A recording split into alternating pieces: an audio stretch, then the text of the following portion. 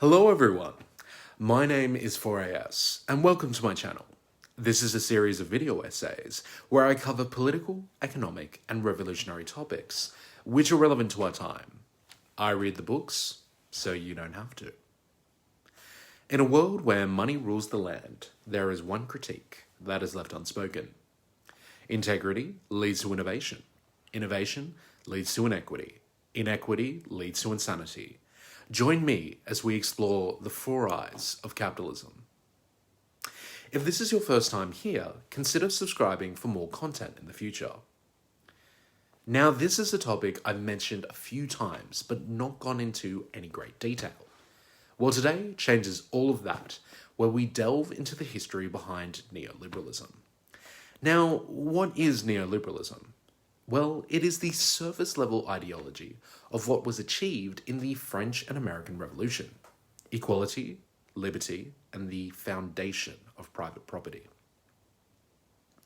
Neoliberalism is, in the first instance, a theory of political economic practices that proposes that human well-being can best be advanced by liberating individual entrepreneurial freedoms and the skills within an institutional framework characterized by strong private property rights, free markets, and free trade. Now, there's a phrase I want to co-opt from my colleague Mr. E. Check out his content and the podcast, by the way. That phrase is anti-liberal. What I mean by anti-liberal is the capture of liberal markets for private individuals. Liberalism has succumbed to nefarious means. Now, before anyone starts typing away in the comments, let me present to you two touchstones in the development of neoliberalism. But before we move on to neoliberalism, we have to understand the reason why neoliberalism was considered in the first place. I have to make a quick correction to episode 21 of the podcast I do with Mr. E.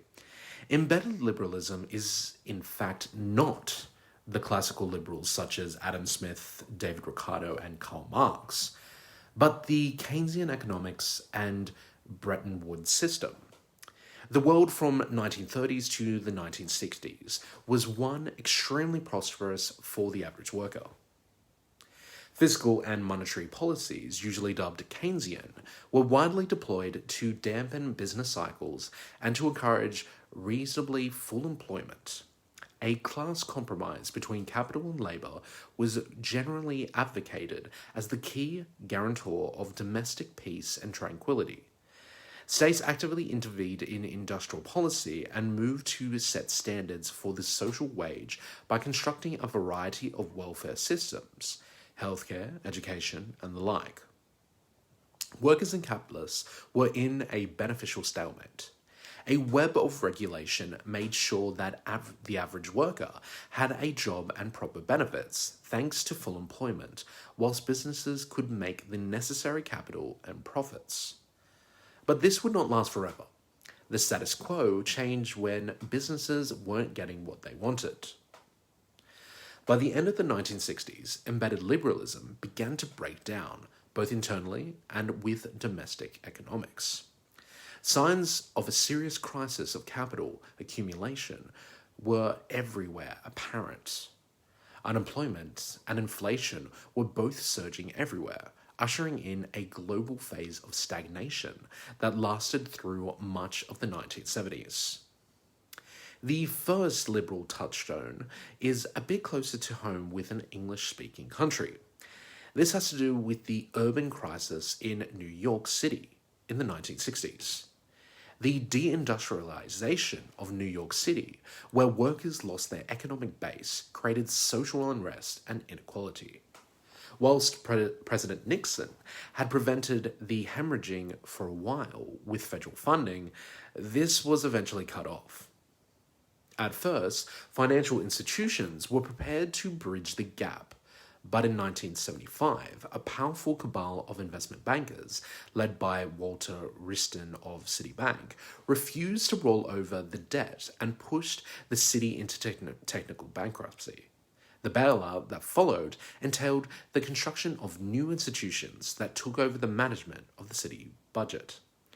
They had first claim on city tax revenues in order to first pay off bondholders. Whatever was left was for essential services. The New York crisis was, Zevin argues, symptomatic of an emerging strategy of disinflation coupled with a regressive redistribution of income, wealth, and power. It was an early, perhaps decisive battle in a new war, the purpose of which was to show others that what is happening to New York could and in some case will happen to them. Shutting down the power of municipal unions, where they were forced to invest their pension funds in city bonds, implementing wage freezes and cutbacks on public employment, impose user fees on the CUNY university system. All of these were consequences of one of the first times neoliberalism found that private institutions could not only take over the government, but control it for their benefit. Let me make this clear. This is a fundamental difference between embedded liberalism and neoliberalism. Liberals, before the 1970s, believed in the free markets. Neoliberals believed in the free markets for everyone except themselves.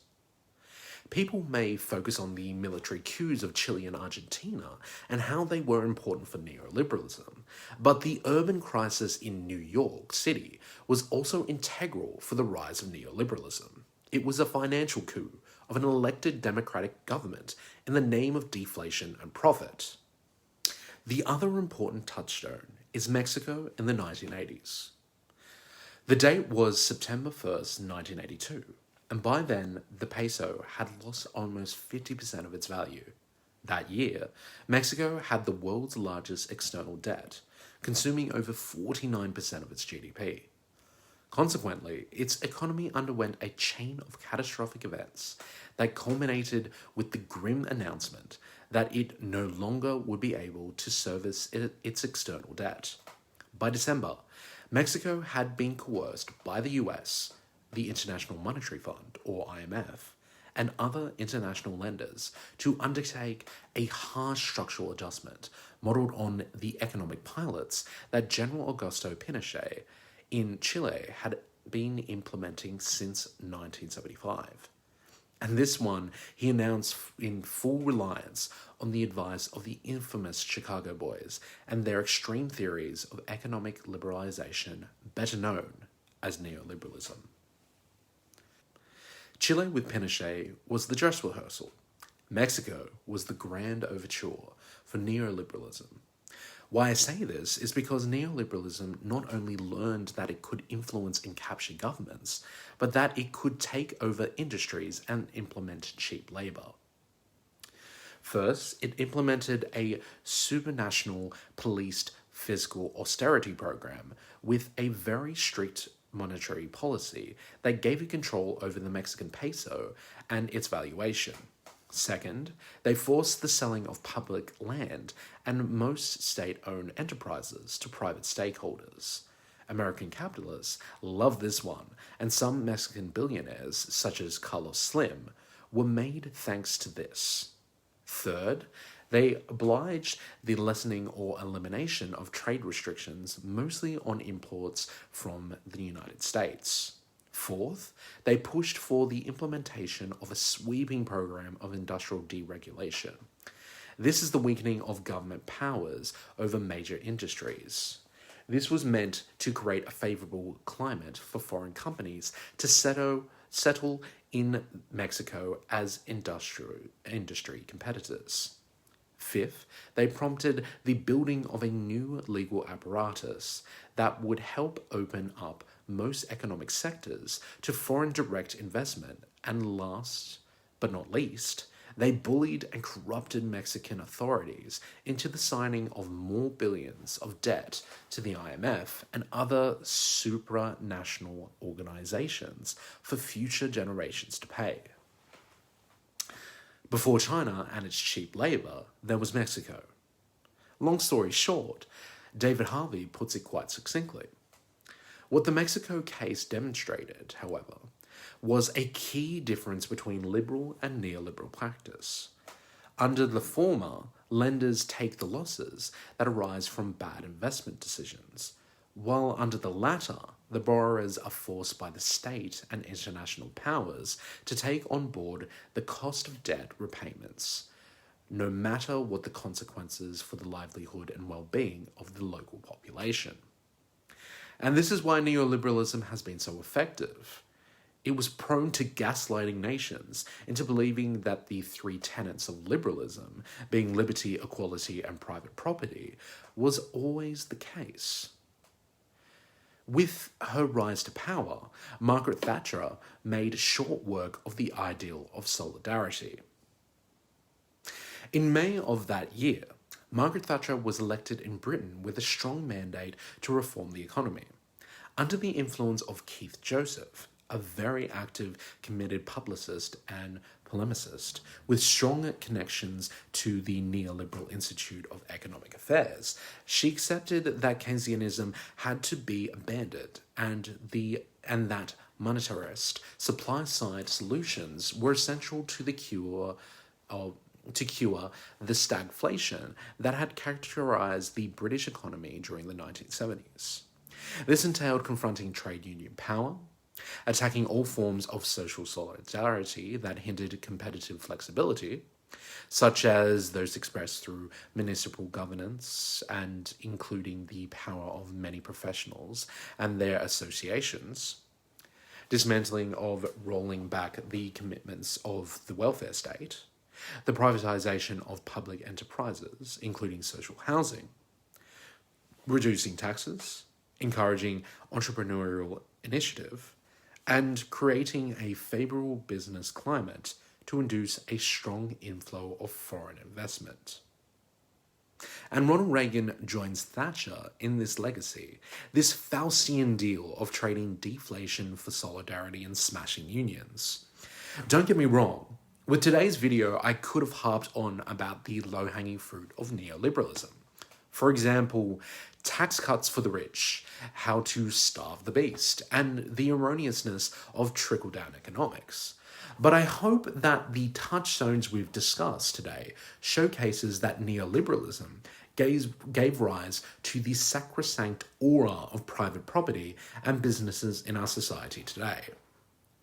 The management of the New York fiscal crisis pioneered the way for neoliberal practices, both domestically under Reagan and internationally through the IMF in the 1980s. It established the principle that in the event of a conflict between the integrity of financial institutions and the bondholders' returns on the one hand, and the well-being of citizens on the other, the former was to be privileged. It emphasized that the role of government was to create a good business climate rather than look to the needs and well-being of the population at large. The politics of the Reagan administration of the 1980s, Tapp concludes, became merely the New York scenario of the 1970s writ large. But for businesses and markets, greed would not always be good. This type of late-stage capitalism would create a new beast in a post-GFC 2008 world, one that would end another 40-year cycle with neoliberal capitalism at the top. This new beast is techno-feudalism, a topic for another day. If you haven't already, like, share, and subscribe for more content in the future. And remember, folks, to keep thinking and keep learning. Goodbye till next time.